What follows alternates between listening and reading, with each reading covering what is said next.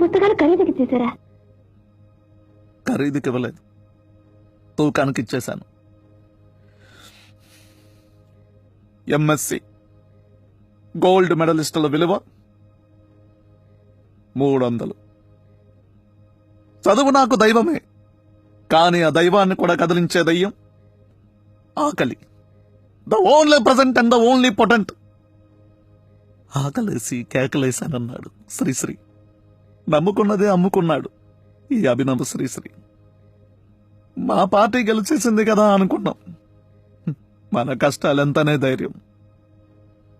భయపడలేదు, కానీ నన్ను ఊహించలేదు టీఆర్ఎస్ ఇంత దారుణంగా చీట్ చేస్తుందని. మోసానికి పరాకాష్టిది. నాకు నిన్నటితోటే సర్కారీ కొలువుకి అప్లై చేసుకుని వయసు దాటిపోయింది. 300 ఉన్నాయి. ఇవి కూడా ఖర్చు అయిపోతే ఆదుకోవడానికి కేసీఆర్ కూడా రాడు.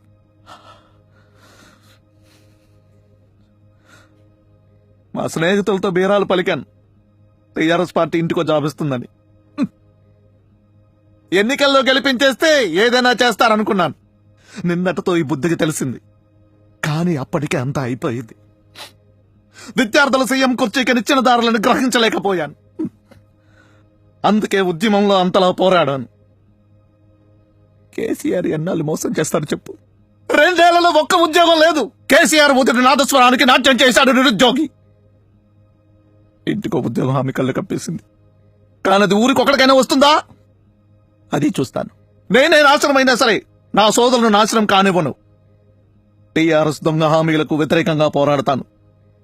టీఆర్ఎస్ నమ్ముకుంటే బ్రతుకు బాగుంటుందని ఆశ దాటిపోయిన నా వయసుతోటే పోయింది. టీఆర్ఎస్ నమ్మకం, కేసీఆర్ని అసలు నమ్మకం. టీఆర్ఎస్ని నమ్మితే నాలాగే బలైపోతాం.